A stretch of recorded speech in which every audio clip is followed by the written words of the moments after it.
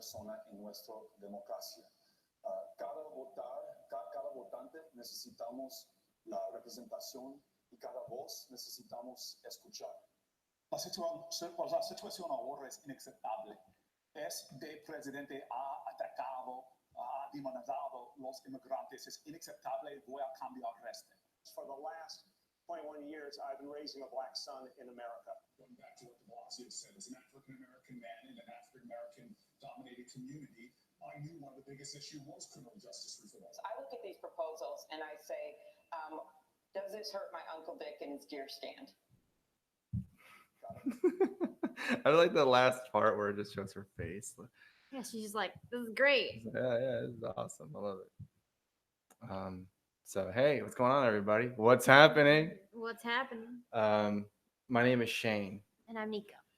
And this is what episode is this? Oh, episode 27. Yeah. So Is 27 supposed to mean something special? I don't know, it's just a number. Right? Oh, okay. Yeah. All right. So yeah, a lot's been going on. I feel like, I don't know why, but it feels like this past week, just a lot of stuff. Well, I guess it feels like a lot of stuff has happened. Yeah. Obviously with the debates that happened this past week, and then a lot of stuff happened over the weekend. But we'll definitely get into that. First, we wanted to everyone's been talking about the Democratic debates these past few days. Mm-hmm.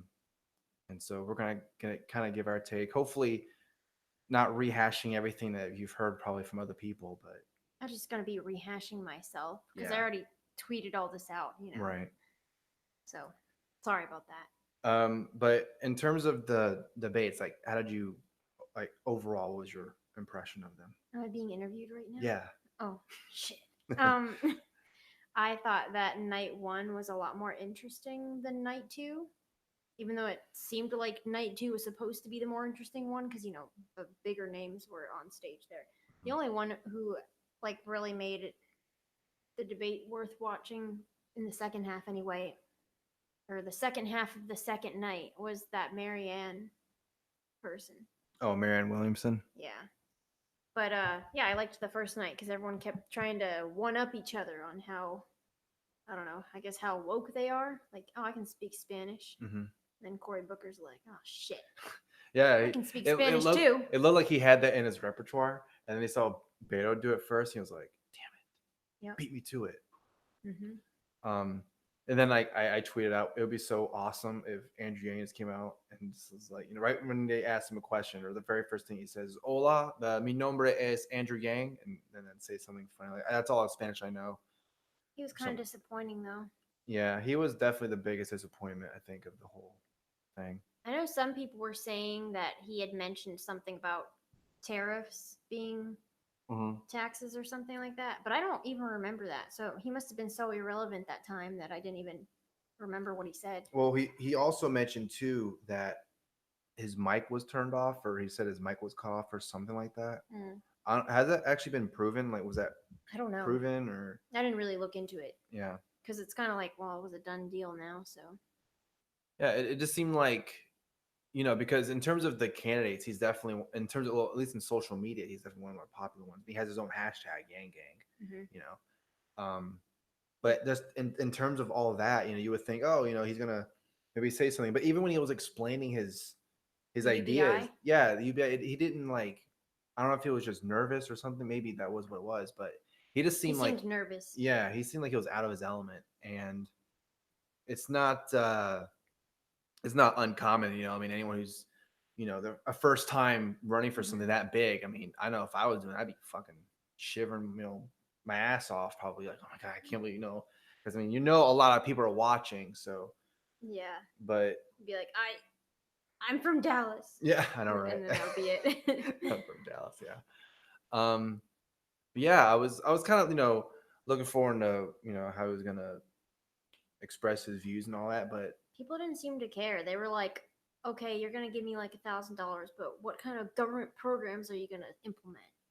For some reason. Well, when they did that whole, hey, and like in 10 seconds or whatever it was, and what is your, I don't know exactly what the question was, but they did that whole, everybody gets a, I don't know what that's called, but it's like a roundabout. Everybody got a chance. Yeah, to they're answer like, the give us question. 2 words, and everyone gave him Oh, like 2 yeah, sentences yeah. at least. And everyone to think. And then when it came to him, he's like, "Oh, I'm gonna give everyone a $1,000 freedom dividend." And I don't know if it was just me, but I felt the audience when they said they were like, "Oh, 1,000." Like, I don't know. It was like, "What, 1,000?"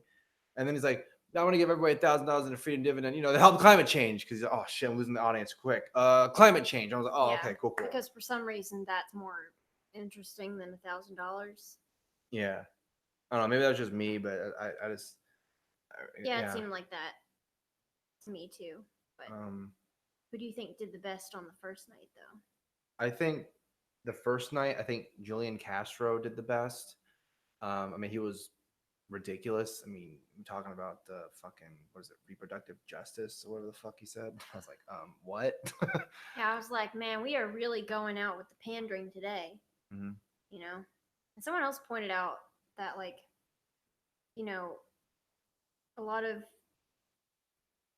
like, you would think that he might be, I don't know, if he was trying to pander to the Hispanic community, a lot of them are Roman Catholic, which would mean they're against abortion, Right. but he's not going that way, I guess. Yeah. Kind of like you can't go out of line with what, like, the mainstream.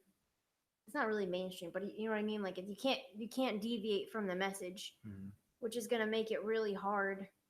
Whenever, like, whoever wins this progressive race, when they try to win against Donald Trump, it's going to be really hard because now they have to, like, include everybody else who would be voting. Yeah, I mean, he said something too about, oh man, I don't even know why I mentioned this, but he mentioned something about Central America. What is it? What was it? Fuck. He said intervention in Central America. Something, right? yeah, That was him, right? It was some term though. I can't remember what it was now. But yeah, he mentioned that, and it's just like, the fuck, like, it was a Marshall Plan. That's what it was. He mentioned a Marshall Plan, and it's like, oh, okay, so you're definitely a statist then. All right, cool. Never mind. I don't know what you're talking about. Yeah, but anyway, yeah, he mentioned that. But even with all that craziness and all the stuff that he said, that was just like make me go, what? I still think, in terms of him bringing his message out and him doing what he had to do, I think he did enough to, keep him in for a few more months or whatever. Yeah, at least I didn't even know who he was before, so. Yeah. So I definitely think, in terms of that, the first debate, I think Julian Castro won. And too bad for Elizabeth Warren. Yeah, well, I mean, Elizabeth Warren, I mean, it was pretty obvious that she was the anointed candidate. Yeah, right in the center. Yeah. Allowed to speak more. Right. And then also in the first debate, I've been hearing all this talk. Everyone's been talking about, especially in the maybe not just in the libertarian circles, but at least I have for sure. The whole Tulsi Gabbard and Tim Ryan thing, where Tim Ryan's like, no, we gotta stay engaged in the Middle East, and she's like, what? No, we got why? Okay, tell the families of those soldiers that died that we're still there for what? Why are we there? We're wasting all this money. And they got in a back and forth, and it was great. That was her big moment, Tulsi Gabbard. And Tim Ryan, pretty much, I mean, he's dead in the water now. I mean, if he's in, I didn't even know who he was before, and now he's really irrelevant. I know, because he's getting, like, major facts wrong. So yeah, and people who didn't know who he was, now they know who he is as the guy who Tulsi Gabbard beat the crap out of in that whole, And the way he handled that situation, like, because some people, like Trump or AOC, when they get facts wrong, they can kind of just brush it off, and people are like, oh my god, it's so cool, or whatever. Yeah. But yeah, he didn't handle it very well. Well, then he released that on Twitter. He released a statement saying, I'm not gonna be lectured to by someone who has dinner with ruthless dictators like Assad, whatever. And it's just like, okay. I mean, I tweeted out an article literally criticizing Tulsi Gabbard's foreign policy history and all that. But here I am, like, she fucking destroyed you, dude. Like, own up to it or something, Yeah, like, that's just not going to make you look very good. Yeah. And but yeah, speaking of Tulsi Gabbard, I don't think she did okay. She wasn't amazing. Yeah, I don't think she there was so many opportunities, I think, where she could have done something, to bring that message out. Because I mean, you could tell too that when it was about foreign policy, she was all, chat. But with everything else, she was kind of just vague, money for healthcare and money for education and all that. So everything else, at least for me, she was just vague. She was basically being politics speak. But then when it came to foreign policy, it was like, oh, I know this, because I was in the military and all that. So, I know this and that. And no, we weren't attacked by the Taliban. We were attacked by Al Qaeda, that kind of thing. But then with everything else, she was kind of just, meh, she's all right. So, I mean, I don't know. I think she also seemed kind of nervous too. Yeah. And her clothing statement was just. Her clothing statement or remember. Clothing statement? Well, she was the one wearing red. That's right? true. And red's supposed to be a power color, right? Well, which is kind of funny because, in that one exchange, she definitely had the power, but then I think other times she could have definitely inserted herself into the conversation, but she didn't really do that. I don't think. I mean, maybe it's just not in her nature. She doesn't seem like that kind of person, I guess. But I didn't really think she didn't do enough to put her, because like she was at 1% or 2% in that range. She's still in there. I mean, Castro's still there too, but in terms of just the debate performance, I think he did better. But Tulsi was just okay, except for that one exchange. But other than that, I don't remember anything other than that from her. That's all I remember. Yeah, well, I mean, the main people who were supposed to be, I guess, debating each other that day was Biden, Bernie, and Kamala Harris. Yeah, the second debate I was definitely more lively, I think. Really? I thought the first one was weirder. That's why it was weirder, but in terms of like the candidates actually going at each other, because Joe Biden was there, so Kamala Harris was going after Joe Biden about his history, about the busing I think it was about the same, but I think that Biden kind of just got steamrolled. Yeah. And I don't know. Well, and going back to Tulsi, she got that, so about your LGBT record, how do you feel about that, all that stuff? And then, that was kind of, I think she was only really got like a direct, history question or something like that. I mean, I know other candidates got some of that too. But anyway, so in terms of like in the second debate, I liked when Bernie Sanders mentioned Yemen. He was the only person who mentioned that. You would think maybe it was funny because Tulsi didn't mention Yemen at all, but Bernie Sanders did. But I guess it is kind of makes sense because he's like the forefront in the Senate of trying to get that Yemen war to end. He and Mike Lee and Ro Khan and all those people in the Senate are doing that as well. But yeah, he was the only one who mentioned Yemen, so kudos to Sanders for that. So. But I think overall in the second debate, Kamala Harris is the one who made the biggest statement. Yeah. Starting with that really cheesy comment about the food fight. That felt like so planned. She was like, "Oh, I'm gonna wait for that moment. People are gonna start going out and say, hey, America isn't interested in a food fight. They're interested in us putting food on the table, or something like that." Yeah, or how we're gonna put food on the table. Yeah. And then I'm like, "What are you, my parents?"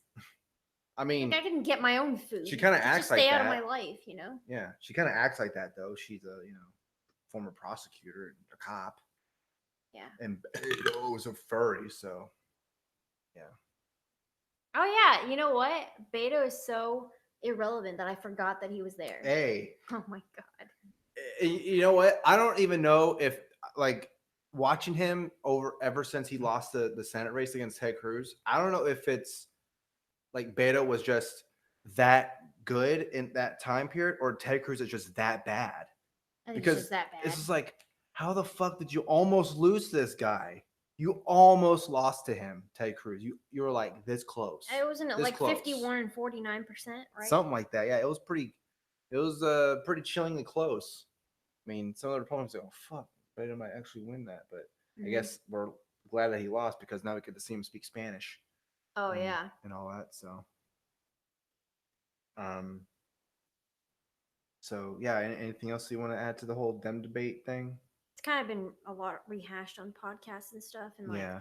a lot of good podcasts did a recap of the entire thing, like breaking it down.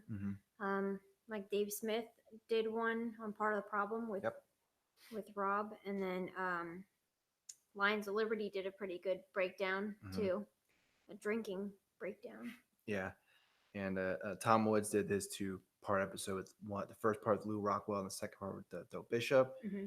And then Kyle Angelone did mainly a foreign policy focus. Obviously, that's the name of his podcast, but he did it with Joanne Leon. They're talking about all that stuff, and so yeah, it's pretty good recaps. I think. I mean, from a more libertarian perspective, if you're interested in that sort of thing.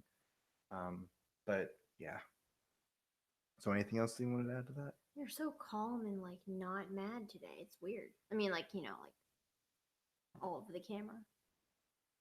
I mean, you should have seen me when the debates were actually happening. Oh yeah, he was yelling at the TV. I'm like, they can't hear you, right? Yeah. Oh man, it was just I don't know.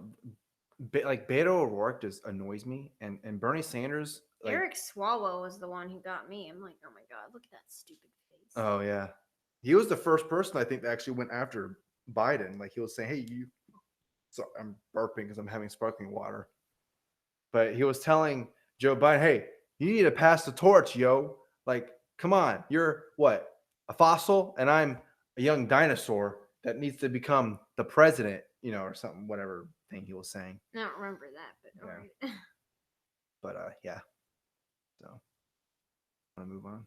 Oh, there was one other weird thing. Somebody said something about, or I think it was Eric Swalwell. He said something about changing dirty diapers, and that was his ending Oh statement. yeah, that's right. That was his ending statement. Oh Something yeah, about dirty diapers. Yeah, That's all yeah. I remember. Yeah, he's like, I know everything. I know a thing about changing diapers, and then let me tell you, the diapers in Washington smell really bad, or something like that. It was The fact that all these politicians keep comparing like being a politician to being a parent is kind of weird. Yeah, it is kind of weird.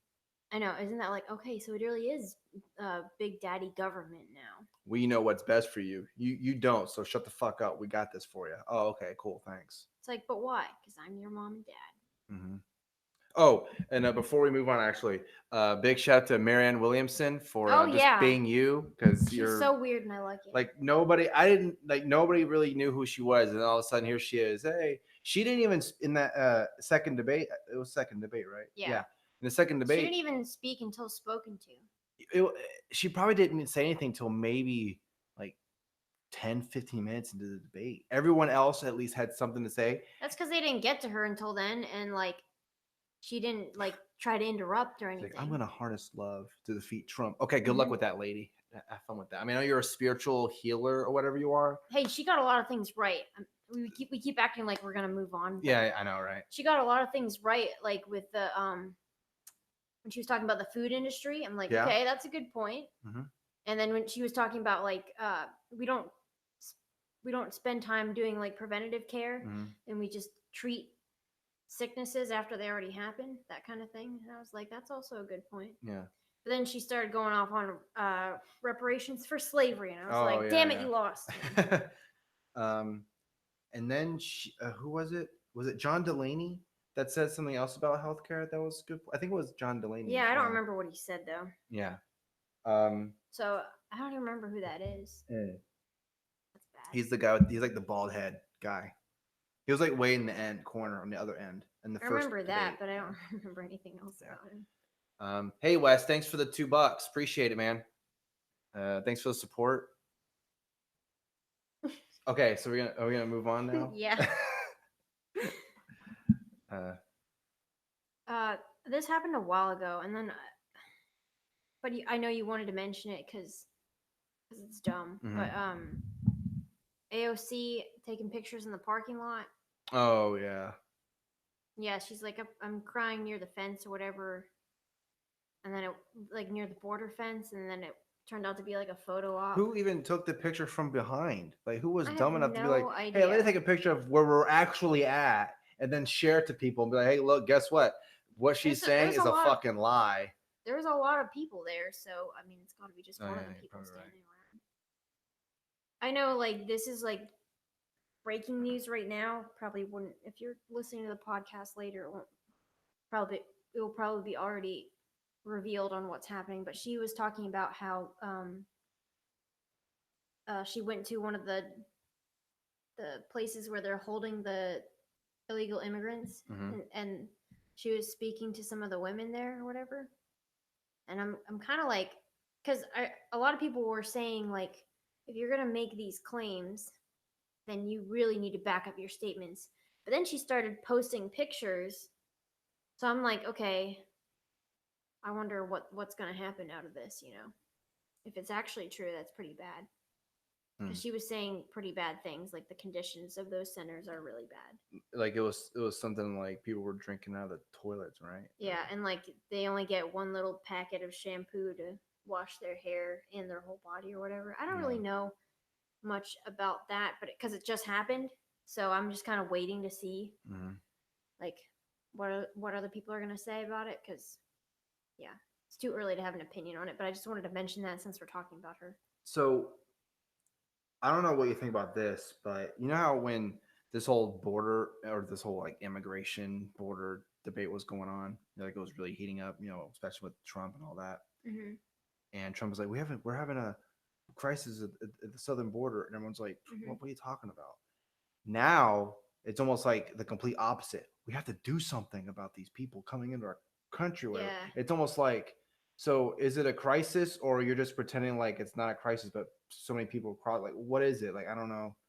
Yeah. It's just. I don't really know, because a lot of the stuff that had already been happening under Obama was not really talked about. So we don't even know how bad it had been. Yeah.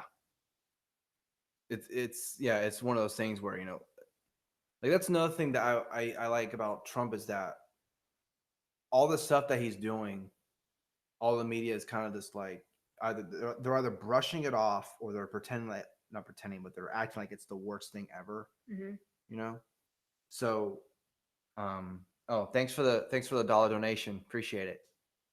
I don't know, it's just weird though, because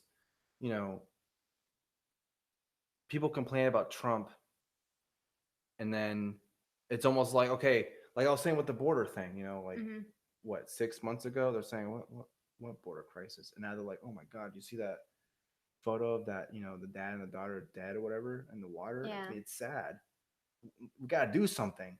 And it's, I don't know, it's almost like they didn't want to say because Trump was saying it, but now that they see it themselves, like, okay, now we can say it because it wasn't Trump that said it, because we can't give him any credit, Yeah. So yeah, I don't really know what the answer to all that is, and that's why I don't talk about it that much. It's like one of those really difficult situations. It is. I mean, there's gonna be people who say, no, we gotta build the water. Build the water. Build the water. Build a moat. Build a moat. Yeah, I know, right? Oh my god. No, build the wall. People are, no, just let them in. Just let them all come in. That was one thing that happened that was interesting during the debates. They asked them all these questions about immigration, and basically everyone kind of said that they were open border people. Everyone is. Yep. Well, another interesting one was if you get rid of your private insurance for like universal health care or government insurance. I think Bernie Sanders obviously raised his hand, but I can't remember who else raised his hand in that. A couple of people. Yeah. More people in the second debate did than the first one. Did they even ask that question? They did, and only Elizabeth Warren and that guy from New York. What's his name? Bill de Blasio. Yeah, that stupid guy. Yeah. Those two were the only two who said yes.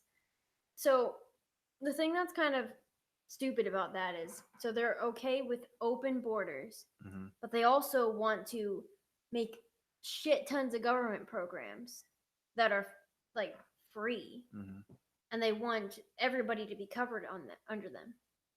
So how is that going to work? It's gonna be. I mean, it's a lot of people that are coming in, right?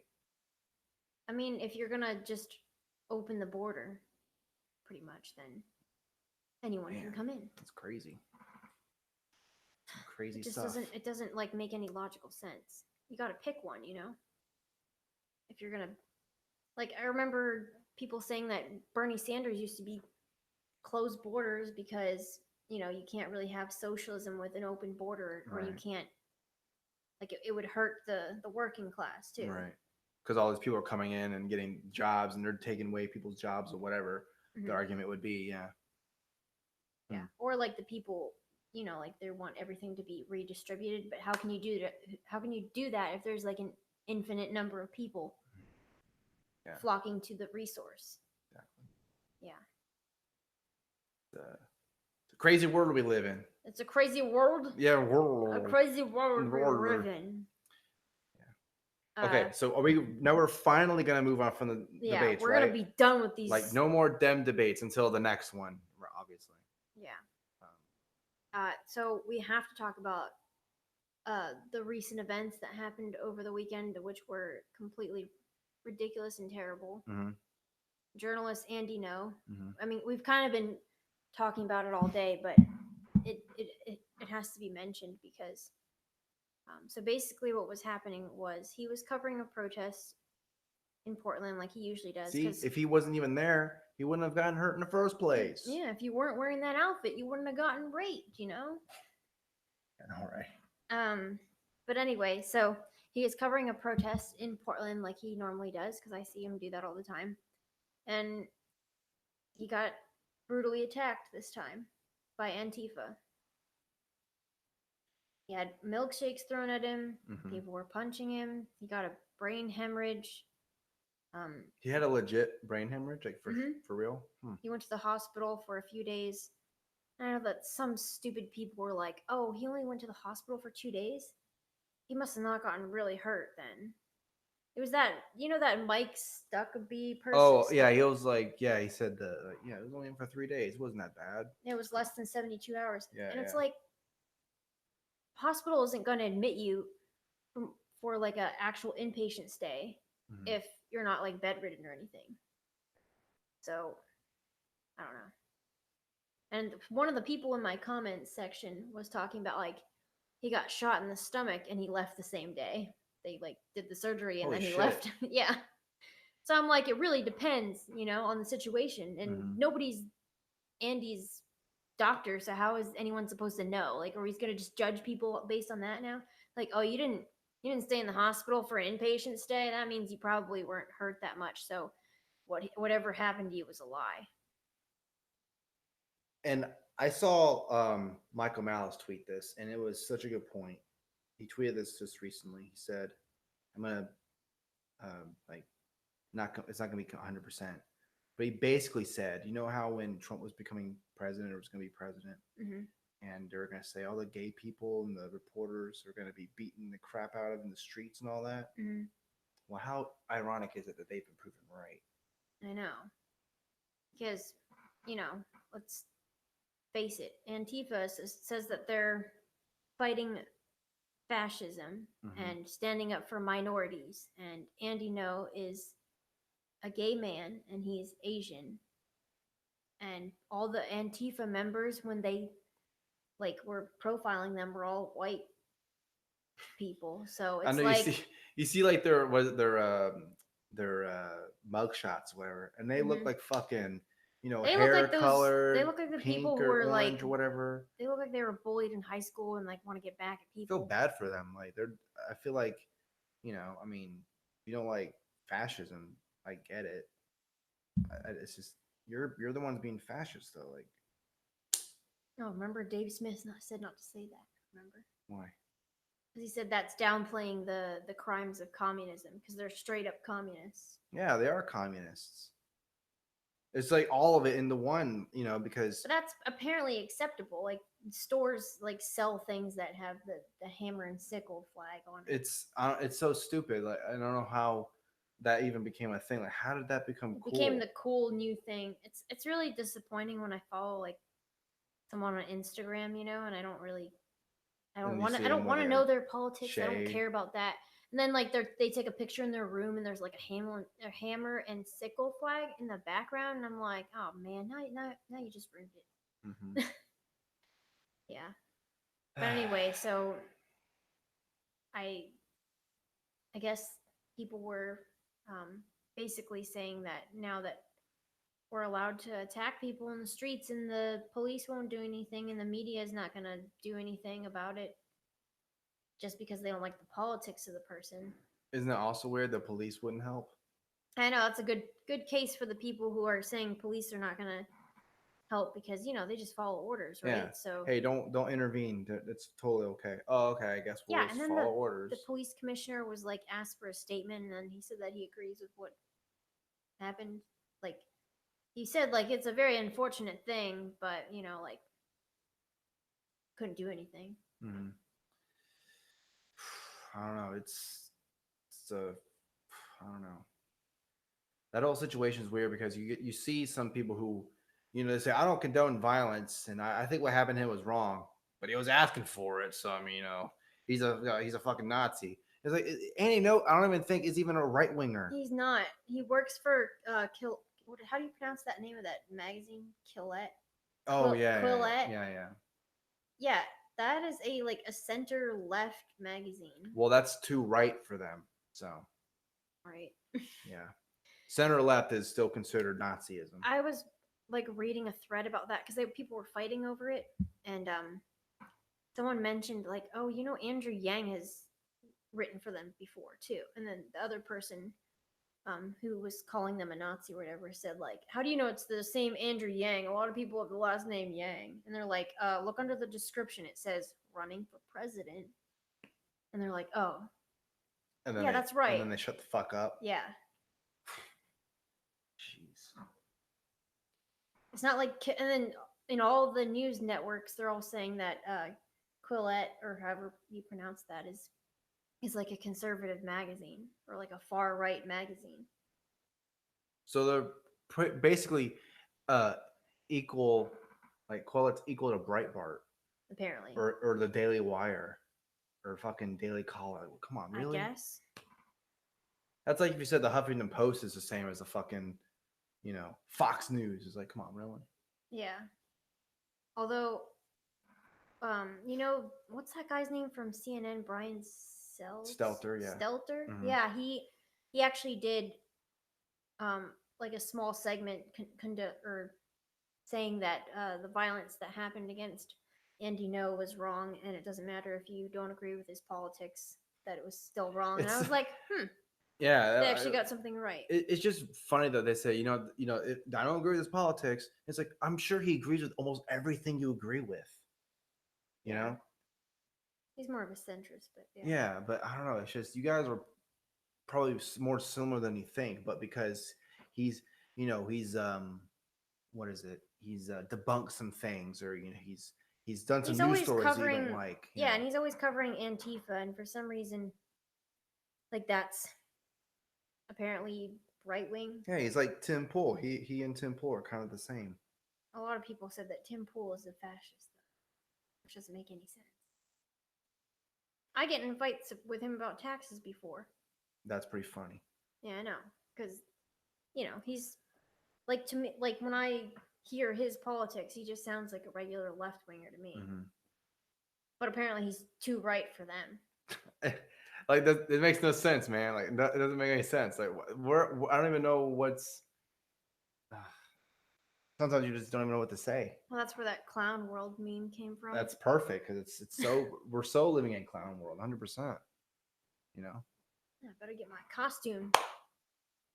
Yeah, I know, right? Just maybe one of these for Halloween, dress up as a clown. One of these days, just both of us wear clown suits while we're doing our podcast. That means I gotta buy a clown suit, though. Oh. Anyway, what's next? So what's next? Trump, North Korea, collusion. Oh my God, that whole thing is fucking crazy. Okay, so Trump went to Japan for the G20 thing. I think it was called G20. I can't remember. G7, whatever. G20. Mm-hmm. And he was meeting him and said, hey, he tweeted out, hey, I like to meet Kim Jong-un. Hey, people, you want to have him meet me? Whatever. Mm-hmm. And Kim Jong-un was like, oh, very, very intriguing offer. Cool. And then literally, I think it was like 2 or 3 a.m. here. They met at the DMZ, mm-hmm. and Trump became the first president or sitting president to step over the the border and start walking into North Korea. It's like, holy shit, man, that video, it's crazy. That video of them, I know it's a really important historical event, and it's probably good for us because it's better than bombing each other. But when I was watching that video, I was like, man, this looks like the start to a great anime. Yeah, I know, like right? Trump looks like an anime character, like orange skin and blonde hair, and then like Kim Jong-un just Like he's got like a big round face and like a really square looking hair. And I'm He has like this that, is like those like animes with like the high school where the dude had like the really crazy yeah, Japanese like haircut. yeah, exactly. From like the 80s or something. Mhm. Yeah.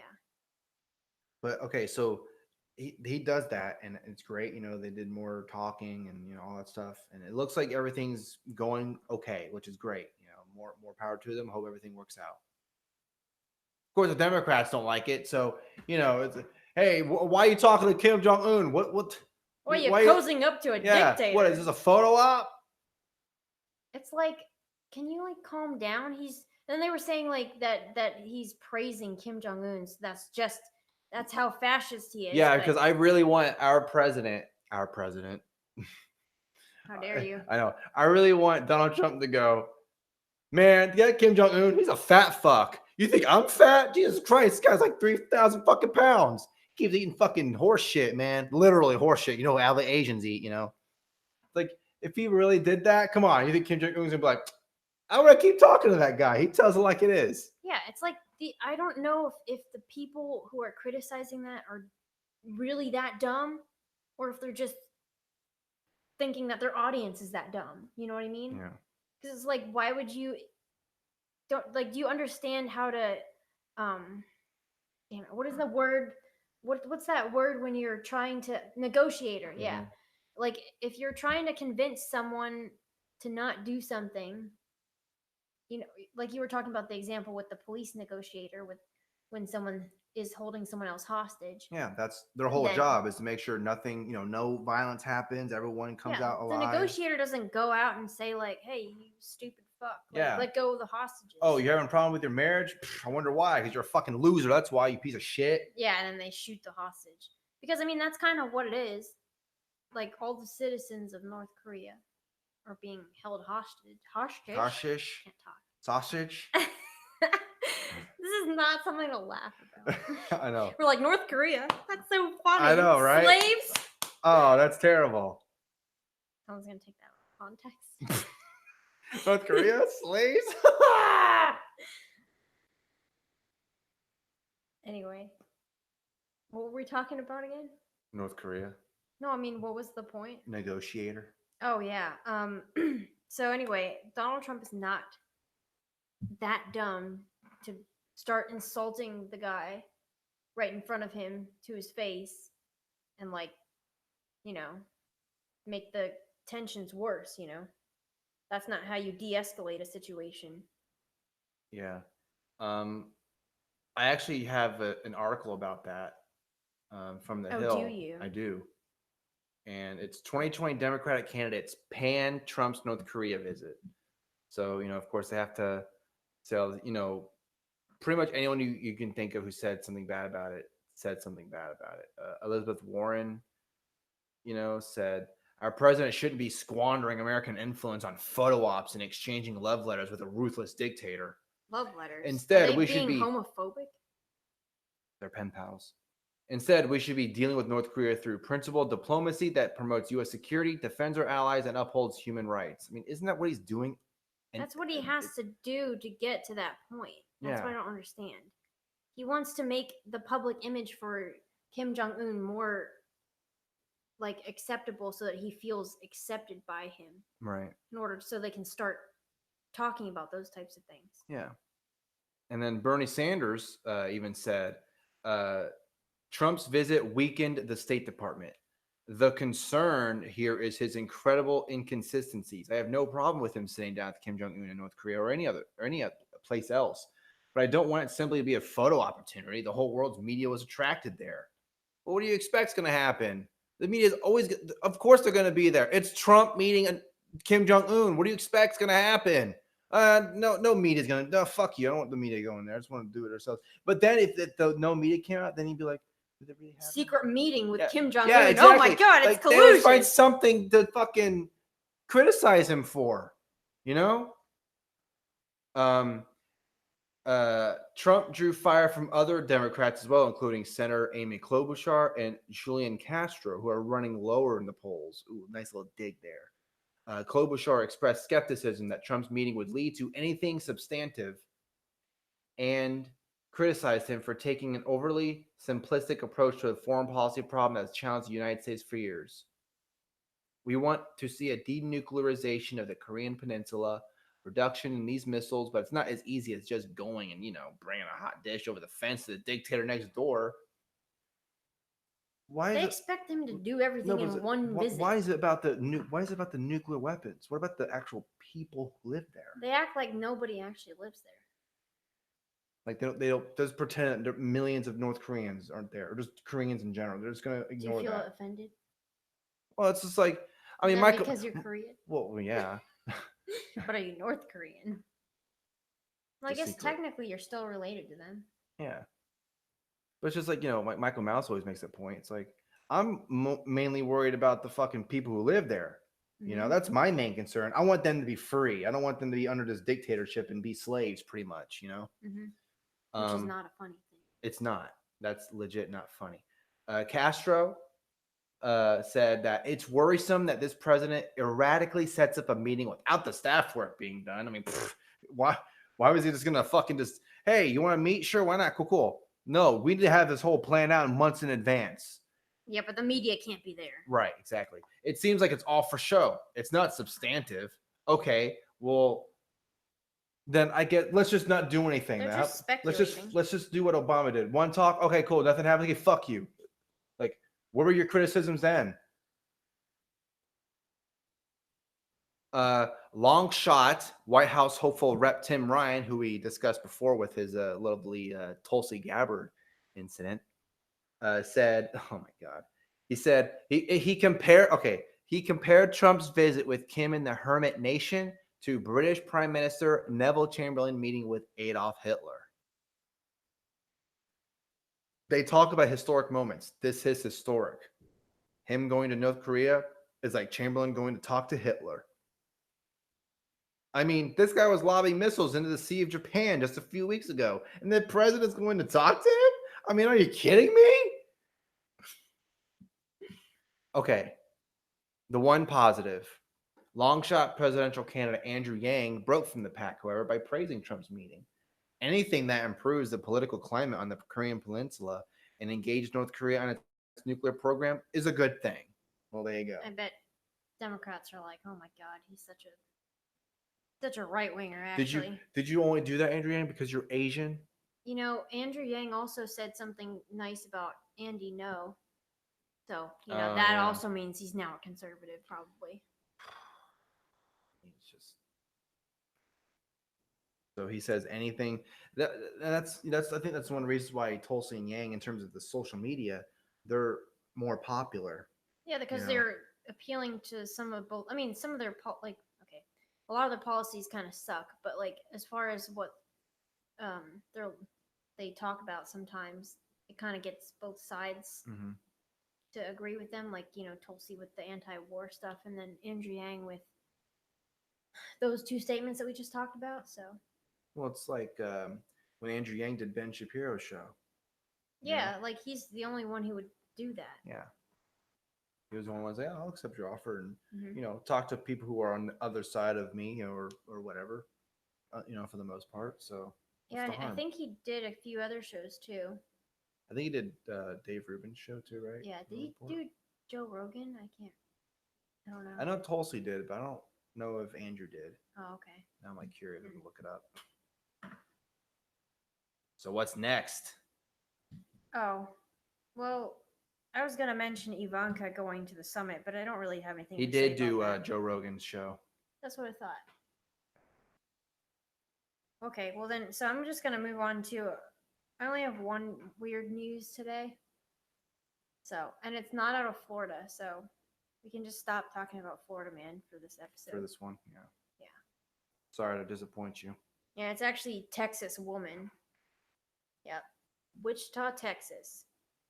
Woman is banned from Walmart after demanding a half-off price of cake that she ate in the store. She ate half of it in the store, right? A woman who ate half of a cake in the Walmart in Texas refused to pay for the half of the cake that was missing. Apparently, she walked into the Walmart, grabbed a cake out of the bakery section, just started eating it as she was walking, like, just... She just took like this. What if you're like, And then she demanded that she don't have to pay when she got up to the counter. That's Walmart for you. it would have been even funnier if they actually let her do that. Yeah, go ahead, half off. Whatever. Apparently, I guess when she refused to pay, they called the police. And then How much was the cake in the first place? So when the police got there, then she said, "You know what? I'll pay half price because I already ate half of the cake." So, hey, it justifies it, half of the cake. Shit, why not? I mean, I could have ate, a fourth of it. I'll pay fourth the price. Yeah. How much was the cake? Does it say? I mean, come on, it's a cake at Walmart. It's got to be like less than $15, depending on what type of cake it is. Is it bitch poor or something? What the fuck? Like, maybe she was homeless. I don't know. Just go around in Walmart, eat the cake. Never mind that there's like 1 million cameras in the Walmart. Yeah, no, I'm surprised. They'll be funny in the announcements or overhead.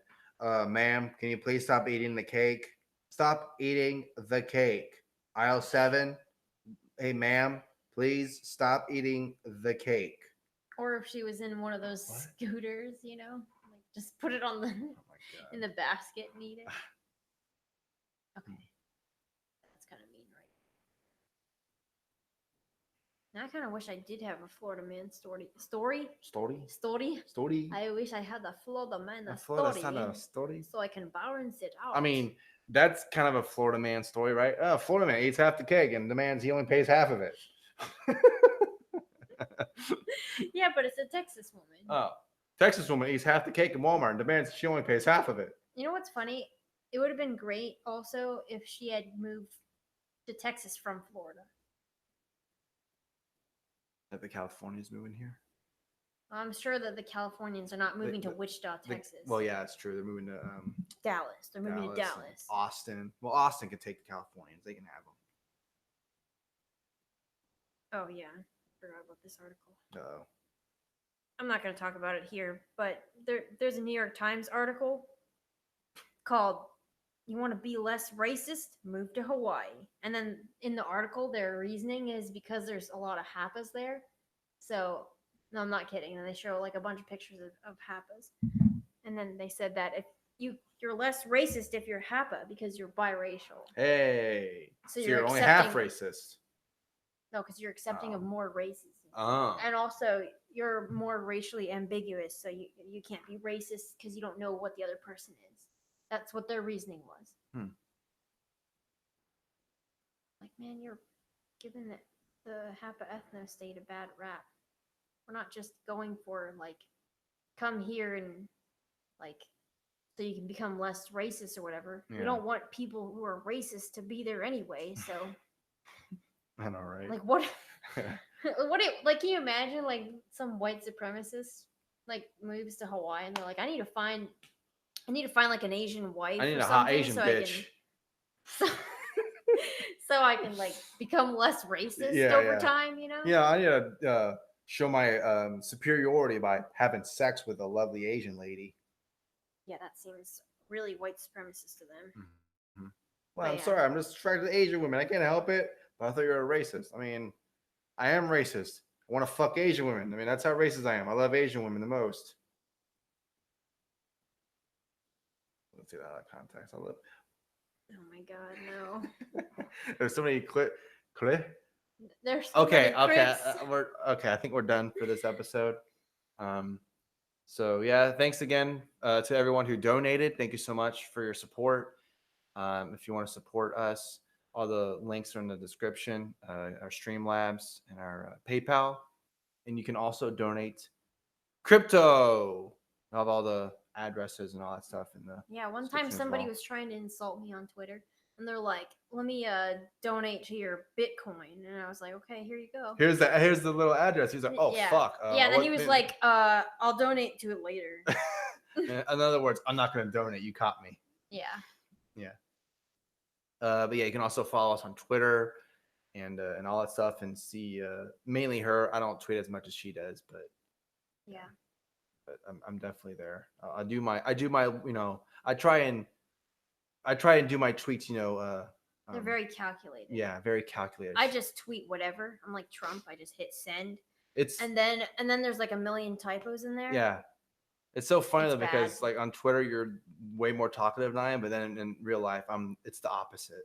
Especially when we're talking to a guest, I'm like, I can't talk now. Now I'm shy. Mm-hmm. We're gonna I'm have a okay guest. talking to you, but like, Yeah, well, yeah. that'd be kind of bad if I wasn't. I hate talking to you. Why are you with me? That'd be a pretty bad marriage.